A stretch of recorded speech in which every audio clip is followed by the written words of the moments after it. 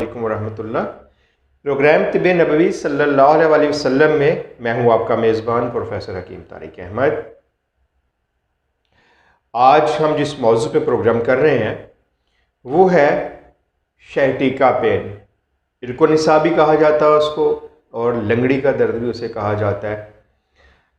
बहुत आम होता जा रहा है ये मर्ज़, और इसके लिए मरीज़ ये इतना शदीद मर्ज़ है और इतना ज़्यादा तकलीफ़ दे मर्ज़ है ये कि जो इंसान, जो मर्द या ख़वातीन इस मर्ज़ में मुब्तला हैं उनके लिए चलना फिरना दोबारा हो जाता है, बहुत मुश्किल होती है उनके लिए। और आप यूँ समझ लें कि वो दुनिया के जितने भी मामलात होते हैं उनसे उनको कमा हक़ तरीके से अदा नहीं कर सकते, शदीद तकलीफ़ का सामना पड़ता है। इसमें इसकी अलामात क्या हैं और इसकी वजूहात क्या हैं। पहले हम ये पेन कहते हैं, ये लंगड़ी का दर्द कहते हैं, ये इरको निसा कहा जाता है इसको। ये हमारी बॉडी में सबसे बड़ी, आप इसको रग कह सकते हैं, आप इसको नर्व्स कह सकते हैं।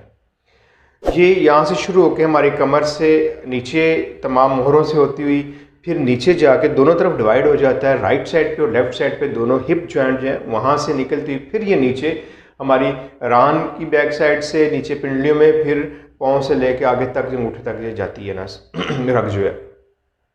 अब होता क्या है, अगर आपकी डिस्क स्लिप हो जाती है, यानी आपका मोहरा जो है वो अपनी जगह थोड़ा सा जो है वो स्लिप हो जाता है, तो फिर उसका प्रेशर जो है वो आपकी इस नर्व्स के ऊपर पड़ता है। ये शहटीका नर्व्स जो है ना, इसके ऊपर उसका प्रेशर पड़ता है। जब वो इसके ऊपर प्रेशर पड़ता है तो वो इसको दबाता है, तो फिर आपके यहाँ के वहाँ से ब्लड सर्कुलेशन जो है वो स्लो हो जाती है। और ये जो है फिर दर्द आपका कैसे निकलता है, जहाँ से एक तो ये कमर के उस मोहरे से अमूमन जो है ये L4, L3 या L5 ये 3 मोहरों में अमूमन नस है ना ये दबती है, ये रग जो है शहटीका नर्व्स। तो इसमें होता क्या है कि जब वो दबती है, इसके ऊपर प्रेशर आता है, तो ब्लड सर्कुलेशन जो है वो स्लो हो जाती है। और अगर आपकी राइट साइड के ऊपर जो नस जा रही है वहाँ पे होगा तो ये आपके कमर से यानी L5, L4, L3 से दर्द शुरू होगा, और दर्द निकलता हुआ आपके जो है राइट साइड के हिप जॉइंट में जाएगा। हिप जॉइंट से फिर ये पीछे नीचे की तरफ आपकी रान की बैक साइड से होता हुआ ये घुटने तक जाएगा। बाज़ का ऐसा होता है कि ये दर्द सिर्फ आपके हिप जॉइंट में हो रहा होता है और कमर में हो रहा होता है, जहाँ पे नस दब रही होती है। और फिर आहिस्ता आहिस्ता जब ये मर्ज़ बढ़ता है तो ये फिर आगे आपकी पिंडली के नीचे और फिर एड़ियों से होता हुआ पाँव के अंगूठे तक भी ये पहुँच जाता है। तो ये इसका, अगर आपके लेफ़्ट साइड के ऊपर जो है उस तरफ अगर आपकी ये जो नस दब रही है तो फिर ये आपके लेफ़्ट साइड के जो है ये हिप जॉइंट से होता हुआ रान के नीचे, फिर नीचे पिंडली और फिर पाँव के अंगूठे तक ये दर्द जाता है। इसमें शुरू में क्या होता है कि बाज़ का शदीद दर्द होता है, मरीज़ करवट नहीं ले सकता। अगर वो लेटा हुआ तो करवट लेना उसके लिए मुश्किल हो जाती है, बैठा हुआ तो उसके लिए उठना मुश्किल हो जाता है। मरीज़ जो है इसको लंगड़ी का दर्द कहने की एक वजह यह भी कि मरीज़ जो है बिल्कुल लंगड़ा के चलता है, जिससे हम उर्दू ज़बान में कहते हैं कि वो सही तरह से सीधा होकर चल नहीं सकता। कभी कभार ऐसा भी होता है कि शदीद पेन की वजह से पेशेंट बिल्कुल ऐसे झुक जाता है, वो सीधा होकर नहीं चल सकता। तो इसमें एक ये अलामत है इसकी। उसके बाद ये होता है कि जब ये और ज़्यादा बढ़ता है तो फिर उस तरफ ब्लड सर्कुलेशन, अगर राइट साइड की तरफ दर्द है तो राइट साइड की आपकी जो पूरी टांग है इसमें सनसनाहट, झंझनाहट सी आना शुरू हो जाएगी। उसके बाद इसमें शदीद पेन होना शुरू हो जाएगा। ये भी इसकी एक अलामत है। मरीज़ जो है वो चल फिर नहीं सकता, उठना बैठना मुश्किल है, झुकना उसके लिए मुश्किल है, यानी जितने भी ज़िंदगी के वो सारे काम वो करना चाहता है वो नहीं कर पाता इस एक दर्द की वजह से। इसमें ख्याल किस बात का रखना होता है कि ख्याल आपको ये करना है कि अगर खुदा न खास्ता आप इस दर्द में मुब्तला हैं तो फिर आपको जो एहतियात करनी है, मेडिसिन एक अलहदा चीज़ है, उसके ऊपर भी हम बात करेंगे। एहतियात जो आप कर सकते हैं वो क्या है। सबसे पहले इसमें आपको ऐसे झुकना नहीं है, मर्द हो या ख़वातीन। अक्सर हमारी ख़वातीन जो हैं वो चूँकि उनको घरेलू काम बहुत ज़्यादा करने होते हैं और अमूमन बहुत से काम ऐसे जो हैवी होते हैं, जैसे कपड़ों को वॉश करना, किचन का काम और दूसरे काम, तो उसमें झुकना पड़ता है उन्हें।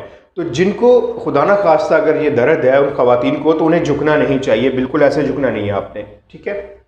दूसरा, आप बिल्कुल स्ट्रेट सीधे लेटे हुए हैं, तो ऐसे बिल्कुल सीधे नहीं आपने उठना, आपने करवट लेनी है और करवट के बल आपने उठना है। उठ के फिर आपने फ़ौरन बेड से नहीं उठना, बैठ जाना थोड़ी देर के लिए, उसके बाद फिर दोनों हाथों का ऐसे सहारा लेके फिर आप उठ के खड़े होंगे और इस तरह आप आहिस्ता आहिस्ता चले। तो ये थोड़ी एहतियात करनी है। वज़न बिल्कुल नहीं आपने उठाना। बाज़ का ऐसा होता है कि ख़वातीन जब कपड़े वॉश कर रही होती हैं तो उनको उठ के फिर आपने फ़ौरन बेड से नहीं उठना, बैठ जाना थोड़ी देर के लिए, उसके बाद फिर दोनों हाथों का ऐसे सहारा लेके फिर आप उठ के खड़े होंगे और इस तरह आप आहिस्ता आहिस्ता चले। तो ये थोड़ी एहतियात करनी है। वज़न बिल्कुल नहीं आपने उठाना। बाज़ का ऐसा होता है कि ख़वातीन जब कपड़े वॉश कर रही होती हैं तो उनको बल देना है ऐसे, ये भी नहीं आपने करना, क्योंकि इससे भी प्रेशर पड़ता है तो आपको दर्द होना शुरू हो जाएगा। और मेल जो है मर्द हजरात, उनमें भी ये होता है कि बाज़ का आप गाड़ी ड्राइव कर रहे हैं, आप झुक के वज़न उठा रहे हैं, आप अगर कारपेंटर हैं, आप मैसन हैं, आप जो भी काम कर रहे हैं, उसमें भी अक्सर मर्दों को भी इस बात का सामना करना पड़ता है कि झुक के उन्हें बहुत से काम, तो थोड़ी एहतियात कीजिए। आप अपनी कमर को सहारा देने के लिए कोई बेल्ट वगैरह का इस्तेमाल कर सकते हैं, आप उसको बांध सकते हैं और कोशिश करेंगे आप झुके नहीं, इनसे थोड़ा सा ये आपको करना है। खाने पीने में आपने हर वो चीज़ जो आपके खून को गाढ़ा करती है, वो जैसे आपने ज़्यादा गोश्त का इस्तेमाल नहीं करना, बैंगन का इस्तेमाल नहीं करना, या वो चीज़ें जो गैसेस पैदा करती हैं उनसे आपने अवॉइड करना है। चावल आपने कम खाने, पराठा, तली हुई चीज़ों से को ज़्यादा नहीं आपने इस्तेमाल करना। और इसमें एक बात का ख्याल रखना है, कॉन्स्टिपेशन नहीं होनी चाहिए, कॉन्स्टिपेशन का भी ख्याल रखें, वो भी नहीं होनी चाहिए।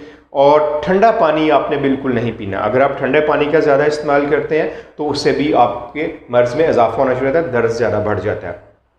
कुछ थोड़ी सी एहतियात है ये जो आपने करनी है, तो इससे इंशाल्लाह बहुत अच्छा आपको रिज़ल्ट मिलेगा।